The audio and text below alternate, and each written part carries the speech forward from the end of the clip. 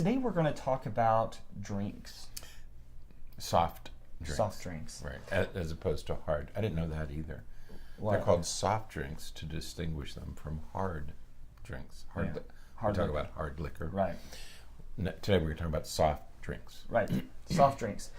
Because there was an announcement, I guess, or there's been this talk. Right. Yeah, that's sort of in the news and people are talking about it sort of Right. nonchalantly. And I thought, wait a minute, hold on a minute. This is an interesting What idea. is this about? Well, for years now, we've had, vitamin water. We've had, waters or drinks that will come out that are infused with different vitamins and minerals and essential nutrients and things like that. Energy drinks Right. with lots of Large caffeine and market of energy drinks. Right. The one that tickled me the most was this one called Four Loko. Yeah. Because I thought, Well, that one has alcohol in it and caffeine. and caffeine. So right. it has a stimulant and Yeah. that's interesting. Right. But it has profound people who I've never used it or drunk it, but people who have say that it does have psychoactive properties that sure. are immediately noticeable. Oh yeah.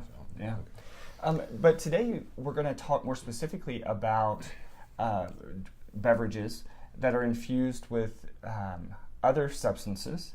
But more specifically, Coca Cola's reported.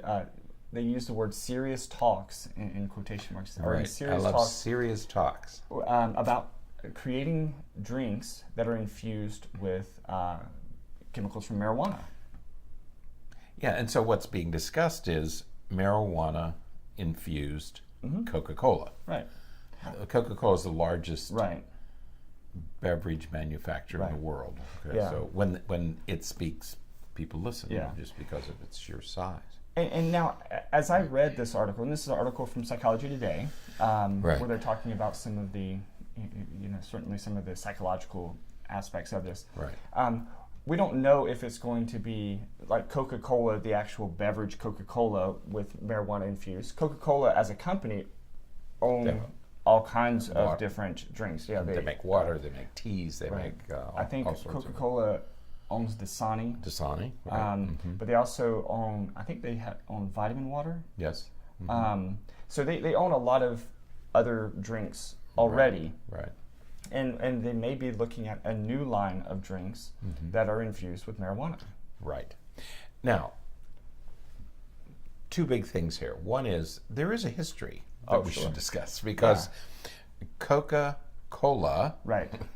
Well, yeah. In this article, they list 4 big points about it, Right. and one of them is this point. Right.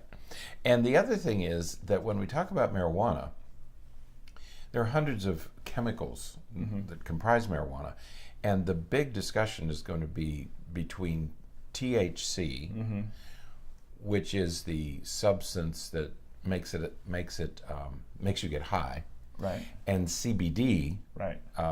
which is the oil. Cannabidol. It doesn't have the Psychoactive. It's still psychoactive, but in a different way. Yeah. CBD counters the effects of THC. So while Right. THC makes you high, CBD prevents you from getting too high. But it's CBD that seems to have the medicinal value. Right. Okay.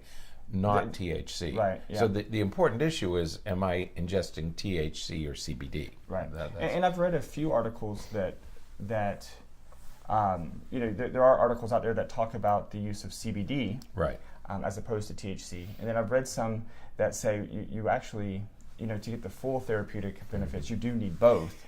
So That's going to be the issue, okay? And I so don't know where we'll this get is to all the going, yeah. future, but let's talk about the past a little bit, the Yeah. history of Coca-Cola. Right. Many of you have already heard that the original Coca-Cola did have cocaine in it. I was surprised that Coca-Cola was developed in 1886. Right. And the That's formula, a long time ago. and the formula is still secret. Yeah. It's home office is in Atlanta, Georgia. So when you're in Georgia, I attended the University of Georgia. When you're in Georgia, you are really aware of Coca-Cola. I mean, it just has a huge presence. And so there are all these legends about Coca-Cola, and one of them is the recipe. Right. And it's still a secret, it's still a trade secret. Now, it is The original. true that there were extracts from the coca plant, Right. meaning that there was some, chemicals similar to cocaine in the original There was formula. cocaine in the original. Yeah. Right. Yeah. Because in those years, we're talking about before 1900. And I said it that way because the way that cocaine is produced now and the way that it's, sort of, the way that people are doing it now is probably a bit different than it was 150 years ago. Right. So that's why I said chemicals and, say it that way. But it was cocaine. But it was cocaine, yeah. Yeah. Absolutely. And because cocaine was, for a long time, hundreds, maybe thousands of years, has been used as a stimulant. Yeah. And it still is in some places. They chew people chew the leaves, get the same effect, and it helps them to work harder and longer. But yeah, the original Coca Cola contained cocaine, but many substances contained cocaine at that time. Right. I thought it was fascinating. They mentioned that in 1885, Right. the pharmaceutical company Park Davis had Which is still with us. Right. Right. Had created a cure-all tonic that was made of cocaine. And they said that it could, and this is a quote, it could make the coward brave, the silent eloquent, free the victims of alcohol and opium habit from their bondage, and render the sufferer insensitive to pain. Right. Sounds fantastic. No, Wow. that's what it does. Yeah. But And it was available in powder and injectable. you could get a vial of it. You get a vial of it. Injection kit. Imagine this. Amazon delivers a vial of cocaine and a hypodermic needle. Okay? They deliver it to your front door. Man. And that's what used to happen. But you have to understand that the Prohibition came out of that world.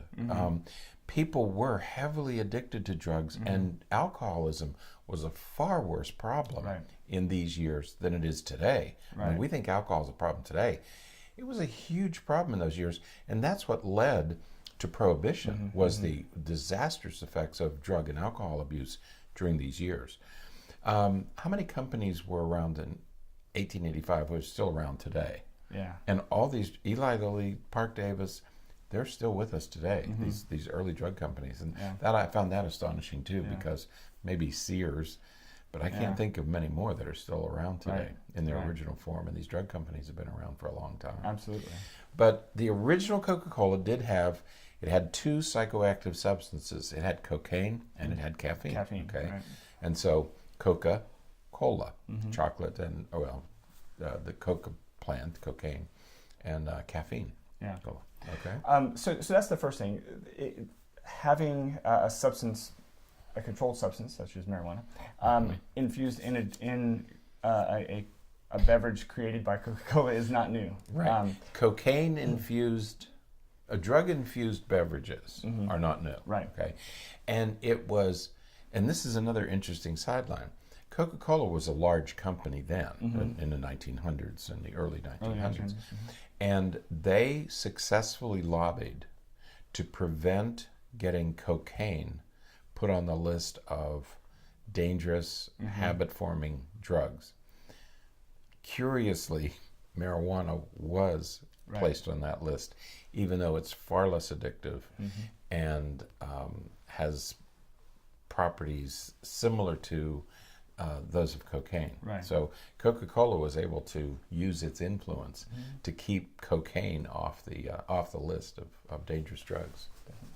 The power of Coca-Cola. Some things don't change. Now, the second point that they make here in the article is that even marijuana-infused beverages are not new. That's right. They've been around for a while as well, especially in other other cultures, other countries. And one of them is called Bang. Bang. Is it B-H-A-N-G? I don't know if it's bong or bang, but it doesn't matter. Yeah. So, it's a milk-infused. It's a milk-based, marijuana-infused beverage. Right. And it says it's been around for thousands of years. I don't know. It's hard not to make jokes about this stuff, but you think, and none of this is really, none of this is really funny, but why would you make a milk-based product infused with marijuana? Who drinks milk? Right. Children. Yeah. Yeah. You want your baby to nap? Yeah. Well, and it's those kinds of products have just been around for a very long time, and now some of it is certainly going to be culturally based. Some of them will probably, one would I think those one would estimate that they're probably ritual based. Right. It Well, could the be peyote cult in Right. our country. Right. Among Native Americans, we Right. had what was called the peyote cult, but it was part of their religious ceremony. Right. It wasn't a recreational drug. It was Right. part of a religious ceremony. Yeah, yeah. So, but still, even though that one is an example of something that's been around for thousands of years, there are more updated, up to date, current beverages Yeah. that are marijuana infused, and they're interesting names. Yeah, because edibles have been available for a long. So, well, if edibles are available, why not drinkables? Right. Okay, that's the argument here. But I didn't know that these beverages existed. Yeah. Coca Cola. Coca Cola, C-A-N-N-A, Coca Cola. Orange Kush, K-U-S-H. K-U-S-H. And Kush is a word often used regarding marijuana. And then Doc Week. That one's. I don't know about that one. And it's W-E-E-K. Right. But they are sort of created to resemble Coca-Cola, Orange Crush, and Dr. Pepper, respectively. So, but it's interesting because they are available now. You can get cannabis infused soft drinks like these. Cannabis infused beer exists, and cannabis infused coffee. Right. So I suppose I don't know. I'm imagining a day when you can go into Starbucks and order. I'd like a sativa latte or something. I don't know. It's beyond imagining. Yeah, but that's interesting. But these companies are in serious talks. Yeah. To use they're in serious talks about this stuff. Yeah. So while on the one hand it seems outlandish, on the other hand these companies are discussing it. Right, and I think that as we get more and more research behind us, and Right. this is probably where we have the biggest issue. I'm going to include you in that. Where we have the biggest issue is that we're really jumping to the use of marijuana in a lot of ways without very much research. Right, because we weren't allowed to do research. Right. It's a federal law that you're not allowed to possess this stuff. I mean, we all know that 20-some states have approved it on recreational and medicinal uses, but it still is illegal at a federal level. And because of that, we haven't been able to do research. We're only now beginning to understand what the effects really are. Right. One of the things we know is that it has differential effects on an adult brain and a child's brain or a teenager's brain. We do know there are some differences there, but we know frighteningly little about this substance, because we weren't allowed to study it. But as more research comes out, we will know more about this third point that they talk about, which is that difference between THC, which is tetrahydrocannabinoid, and CBD, which is just other cannabinoids that are present in the plant. Because there are a lot of researchers who are suggesting that CBD is the way to go as it relates to sort of the therapeutic medicinal benefits of marijuana. And that is available. You can buy it online. The problem is, as with other supplements, because now CBD is treated like falls in the category of supplements, okay? But as we know, supplements can have the active ingredients or not. So you really have to be careful, because there are products that are labeled CBD that contain no CBD. So buyer beware when you get these things. Make sure you're buying it from a reputable company and that in fact is CBD. Right. And the last point they make here is what you were saying to begin with, sort of the difference between hard drinks and soft drinks. Right. But that, what's interesting, maybe most interesting about this, is that it's Coca Cola pursuing some of this, because Coca Cola has a massive footprint globally, and their influence is going to likely sort of usher the way in for lots of companies to start doing these kinds of products. And what the business side of this, because after all, this is a business decision that Coca Cola is making. As the sale of soft drinks declines, as people move toward flavored waters and carbonated and flavored waters, moving away from these high sugary drinks, and we have cities around the country that. New York tried it a few years ago to tax these big gulps and these big beverages that we're drinking. I can remember when I was growing up, when you drank a soda, it was 7 ounces. I mean, that was your soda. It was a 7-ounce bottle. 7 ounces. Right. And there were just these little things. And then when they produced a 12-ounce bottle, it looked enormous to us. You know, that, wow, how do you drink a 12-ounce bottle? Because we just grew up on 7 ounces. But as the sale of these beverages slip, companies are looking for other revenue streams, other ways of making money. And so Coca Cola has purchased 10% of a Canadian company. I forget the name of it now, but it's at the beginning of the article. Aurora Cannabis Incorporated, which is a Canadian company. Canada has much less restrictive, more tolerance for this. And so they have these companies, and one of them is Aurora Cannabis Incorporated. And so Coca-Cola has purchased 10% of that company. Corona Beer has done the same thing with another company. And so these large beverage companies are already buying shares of marijuana processing companies. And so they're sort of betting, they're putting money, investing large amounts of money into the marijuana market. So it looks like it's something that is going to be happening. It hasn't happened with Coca-Cola yet. It's happened with Canna-Cola and Orange Kush and some other beverages. So the concept is not new.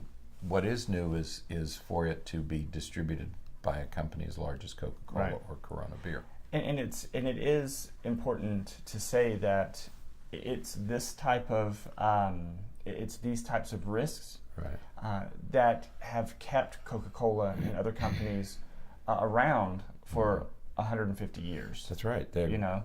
Because they keep adapting and adjusting to whatever is going on in society and everything, and so that's why very sensitive to market trends. Absolutely. They have been around for a long time for good reason. Because they're very good at this. Absolutely. So keep an eye on it. I don't think you need to worry about Coca-Cola yet. Not yet. But you may start seeing these things appear. They're probably going to be manufactured in Canada very soon. And they could be. I don't know whether they'll be imported here or not. But it looks as though this might be something we need to reckon with. Not fight against, but please understand that it might be on its way. Absolutely. So, all right, that is it for today. Until next time, stay happy, stay healthy, and forget to be afraid.